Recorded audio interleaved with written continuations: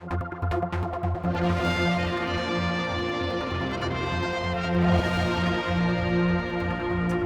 our weekly Meet the Press, we have the Chief Minister this week, and I think this is quite good to visually hold it up, the consultation for the draft Equality Bill. It's massive, massive, Yes. but based on the UK legislation. It's largely based on the UK. I asked for this bill, as you know, over 12 months ago now to be brought in. It involves the consolidation of around about a dozen pieces of existing legislation, anti-discriminatory legislation that the Allan already has. It's linked in then with the United Kingdom and the equality bill that they have there. And I've asked it really to be brought in with two other elements in mind. One is to ensure that it's based on common sense rather than some of the wilder flights of fancy we see in the UK, but also to try and make it as least bureaucratic as it possibly can. So you've got all the anti-discrimination legislation all in one bill. You've got one go-to bill for that information, which will make it more accessible, more easily understood, and hopefully more effective at the end of the day. Can you give an example of those differences, the ones that obviously, the headline stuff in the UK, that things are quite stupid probably, legislating for which you can't do over here. I mean, is there anything particular different?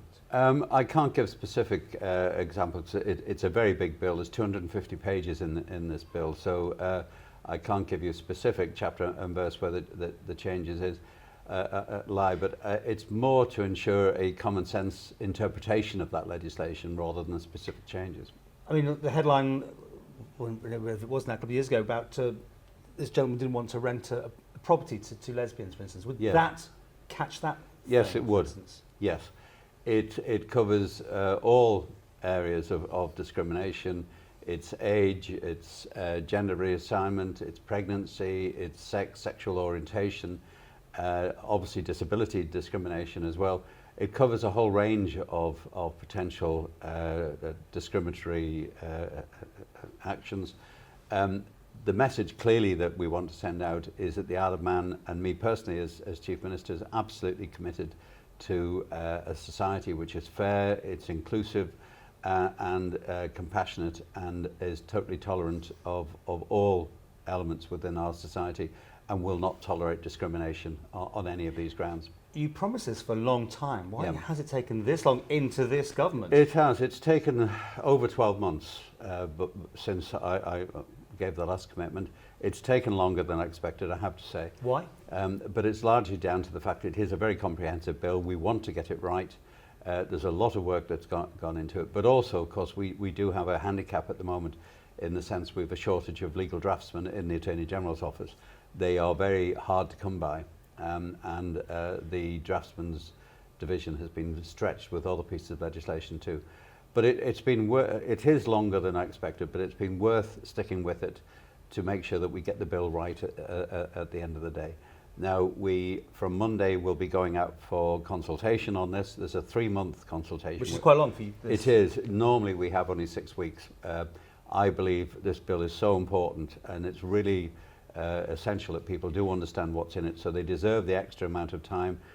The responses we get will be reviewed at the end of that, and then our decision as to whether any further consultation is needed will be taken. And my hope is, all being well, although it's a tight timetable, I would hope to have it in the Keys probably by early February. Disability access, things like that will be covered, will it? Because I mean, lots of buildings aren't designed for that, and clearly you could make it difficult for older properties to be upgraded, especially public areas. Well, the Disability Discrimination Bill is absorbed completely into this new piece of legislation, so it's not lost anything, it's just been subsumed into the wider bill. So the requirements of that initial act will still be applied within this bill. What will happen is, because this is quite a wide-ranging bill, there will almost certainly be a series of appointed day orders when the bill goes through. So it's possible that not everything will all come in on day one. It'll be staggered over a period of time to make sure that it's what we're trying to achieve is actually achievable and affordable in the process.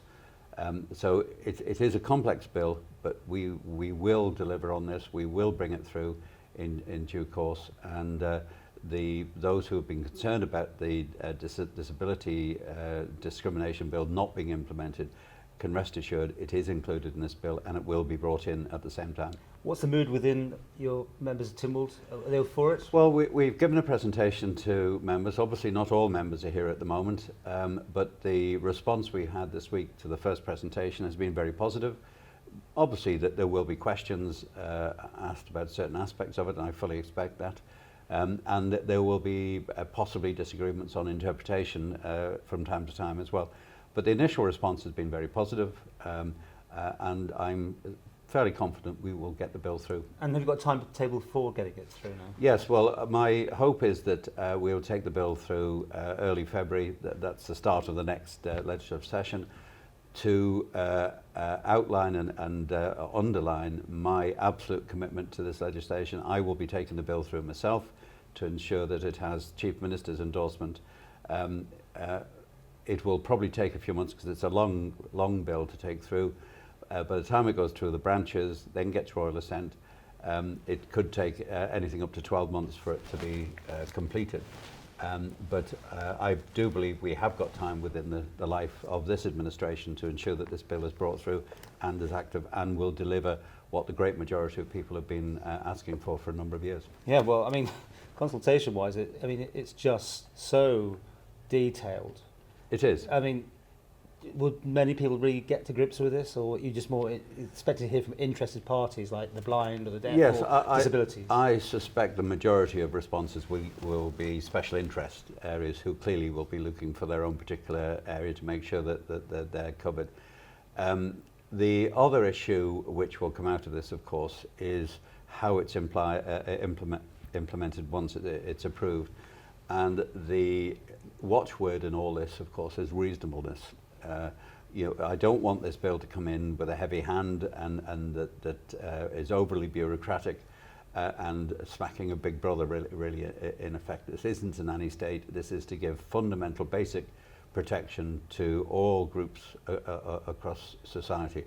But because this is in many ways based on what the UK legislation has included, there is already a great body of case law in the UK that we can refer to identify interpretations of reasonableness and various other interpretations. So a lot of the groundwork in fact will be already in place for when the bill comes in.